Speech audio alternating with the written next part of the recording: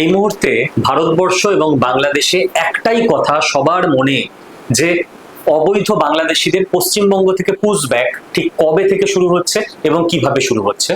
দেখুন, পুশব্যাক কি হবে, পুশব্যাক কি হবে এটা বোধহয় আর আলোচনার জায়গায় নেই, হবেই।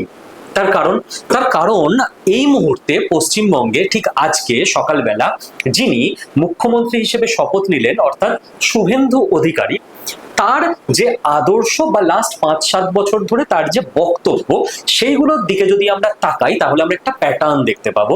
2024 সালে শুভেন্দু অধিকারী যখন এলওপি রয়েছেন, মানে পশ্চিমবঙ্গ বিধানসভার লিডার অফ অপোজিশন, সেই সময় উনি অফিসিয়ালি জানিয়েছিলেন তিনজনের একদম নাম পরিচয় নিজের এক্স হ্যান্ডেলে শেয়ার করে, যে এই তিনজন কনফার্মড বাংলাদেশি পশ্চিমবঙ্গে ভুয়ো ডকুমেন্টস আইডেন্টিটি তৈরি করে রয়েছে। ভারত সরকারকে আমি অনুরোধ করছি এখানে হস্তক্ষেপ করে এদেরকে বাংলাদেশে পুশব্যাক করতে।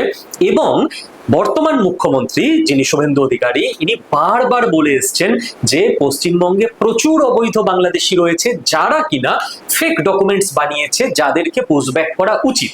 এবার যিনি এতদিন ধরে বলে এলেন যে পুশব্যাক করা উচিত, তাকে মানুষ ভোট দিয়ে জিতিয়েছে।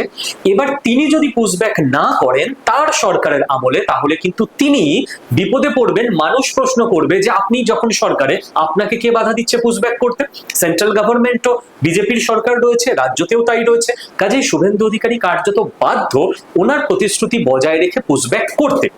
এবার এইটা যে কেবলমাত্র পশ্চিমবঙ্গবাসী বা ভারতবাসী মনে করছে তা না, বাংলাদেশের হাইকমান্ডও এই ব্যাপারে ক্লিয়ার ধারণা রাখে, এবং সেই জন্য বাংলাদেশের স্বরাষ্ট্রমন্ত্রী সালাউদ্দিন আহমেদ, আমি যদি নামটা খুব ভুল না করি, তিনি পরিষ্কার জানিয়েছেন যে আমরা আশা করব বিজেপি ওয়েস্ট বেঙ্গলে সরকার গঠনের পর পুশব্যাক যাতে না হয়। তার মানে কি? তার মানে ওনাদের কাছে কনফার্ম যে পুশব্যাক হতে চলেছে। এরপরে দেখুন, জাস্ট গতকাল ভারত সরকারের মিনিস্ট্রি অফ এক্সটার্নাল অ্যাফেয়ার্স এর তরফ থেকে অফিসিয়াল ভাবে জানানো হয় যে বাংলাদেশ স্পিড আপ করুক নিজেদের সিটিজেনশিপ ভেরিফিকেশন প্রসেস। আমরা যাদেরকে বলে দিচ্ছি এরা বাংলাদেশি ফেরত নাও, বাংলাদেশ 5 বছর ধরে কেস ঝুলিয়ে রাখছে। তার মানে কি? ভারত সরকারের ক্লিয়ার ইন্ডিকেশন যে এবার কেস ঝুলিয়ে রাখলে হবে না, যে আমরা দেখি আমাদের দেশের কিনা, অত কিছু বুঝি না, ভারতের নয় মানে তোমাদেরই দেশের, আমরা পুশব্যাক করব, ধাক্কা মারবো, তাকে দেশে ফিরে যেতেই হবে। কাজেই এই মুহূর্তে এবার একটা বড় প্রশ্ন, এবং আমাদের যেদিকে তাকিয়ে থাকতে হবে, যে আজকে নতুন সরকার গঠন হলো, এবার কবে থেকে এই পদ্ধতি শুরু হয় এবং কিভাবে এই প্রসেসটাকে স্টার্ট করা হয়।